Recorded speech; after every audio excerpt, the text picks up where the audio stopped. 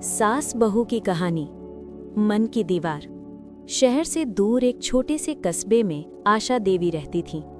उम्र करीब 55 साल। पति का देहांत हुए कई वर्ष बीत चुके थे। बेटे रोहित की नौकरी शहर में लग गई थी और अब वो अपनी पत्नी अनन्या के साथ गांव लौट आया था कि मां के साथ रहकर उनका साथ दे सके। अनन्या पढ़ी लिखी, शांत स्वभाव की और बेहद सरल लड़की थी। शादी को अभी सिर्फ 6 महीने ही हुए थे। वो कोशिश करती थी कि घर के हर काम में सास का हाथ बटाए और उन्हें खुश रखे। लेकिन आशा देवी के मन में बहुओं के प्रति एक अविश्वास की दीवार खड़ी थी, जिसे शायद अनन्या कभी नहीं समझ पाती थी। एक दिन रसोई में अनन्या सब्जी काट रही थी। नमक की डिब्बी दूसरी तरफ रखी थी, इसलिए उसने पास रखी दूसरी डिब्बी उठाकर नमक डाल दिया। तभी आशा देवी अंदर आई। रुक जाओ, वो डिब्बी मेरी है, तुम अपनी डिब्बी का इस्तेमाल क्यों नहीं करती? उन्होंने तेज आवाज में कहा। अनन्या चौंक गई।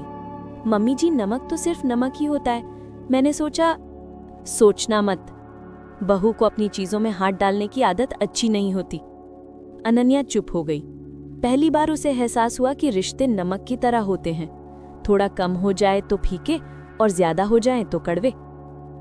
अगले दिन अनन्या सुबह जल्दी उठी और घर साफ करने लगी। आशा देवी का पुराना दुपट्टा सोफे पर रखा हुआ था, जिसे उसने धोकर साफ करने का सोचा।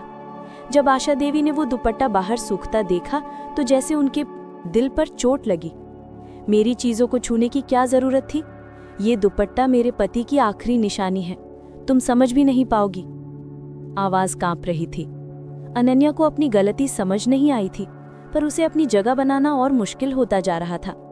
रोहित दोनों के बीच आने वाली दूरी से परेशान था। वो चाहता था कि माँ और पत्नी एक दूसरे के बिना बोले भी समझ जाएं, लेकिन वो जानता था रिश्तों की दीवारें गिरती नहीं, गिराई जाती हैं, और अक्सर ये काम एक ही इंसान नहीं कर सकता। एक दिन गांव में भयानक तूफान आया। बिजली चली गई, पेड़ गिर गए और पास के घरों की छतें उड़ गई। आशा देवी बेहद घबरा गई। अनन्या ने उनका हाथ थामकर कहा, मम्मी जी डरिए मत, जब तक मैं हूं आपको कुछ नहीं होगा। तूफान की रात दोनों एक ही कमरे में बैठी रहीं।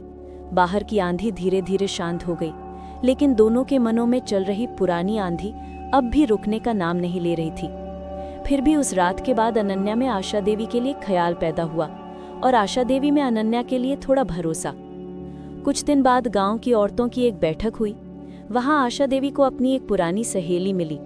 बातें करते करते सहेली ने पूछा, अनन्या कैसी है? आशा देवी ने कहा, ठीक ही है, पर पता नहीं, दिल नहीं लगता उससे। सहेली ने उनके कंधे पर हाथ रखा। आशा, तू अपने अंदर का डर बहू से छिपा रही है। तुझे लगता है किसी दिन वो तुझे अकेला छोड़ देगी, जैसे तेरी छोटी बहन कर गई थी? आशा देवी की आंखें भर आईं। हाँ, यही सच था। बचपन का बोझ, विश्वासघात की चुभन, सब मिलकर उन्होंने एक कठोर खोल बना लिया था। एक दिन अनन्या को पता चला कि आशा देवी को पुराने जमाने के गीत बहुत पसंद है, तो उसने घर में उनके पसंदीदा गाने चलाए, उनके हाथ का बना खाना सीखना शुरू किया और रोज शाम को उनके पास बैठकर बातें करने लगी। धीरे धीरे दीवार की एक एक ईंट हटती गई। एक दिन अनन्या बाजार से लौटते हुए फिसलकर गिर गई और उसके पैर में चोट लग गई। दर्द इतना कि वो चल भी नहीं पा रही थी। आशा देवी दौड़ते हुए आईं, उन्हें देखकर जैसे कोई माँ अपनी बेटी के लिए दौड़ी हो। उन्होंने अनन्या का सिर अपनी गोद में रख लिया। तुम सिर्फ बहू नहीं हो, बेटी हो मेरी। आशा देवी की आंखों से आंसू बहते हुए बोले। अनन्या ने धीरे से पूछा, तो फिर मैं आपकी बेटी की तरह आपकी चीजें इस्तेमाल कर सकती हूँ? आशा देवी मुस्कुरा दी। अब ये घर, ये चीजें और मैं सब तुम्हारे हैं। चोट के बाद अनन्या कई दिनों तक आराम करती रही। इस बीच आशा देवी उसके लिए खाना बनाती, मालिश करती और उसकी देखभाल करती। उन दिनों में दोनों ने एक दूसरे को असली रूप में जाना। रोहित ने एक दिन कहा, माँ, कमरे से हंसी की आवाज आ रही है, क्या कोई चमत्कार हो गया है? आशा देवी ने हंसते हुए कहा, चमत्कार नहीं बेटा, दीवार गिरा दी है। धीरे धीरे वो घर पहले जैसा नहीं रहा। अब रसोई में 2 अलग अलग नमक के डिब्बे नहीं थे। ड्राइंग रूम में मेरा और तुम्हारा नहीं था, बल्कि सिर्फ हमारा घर था।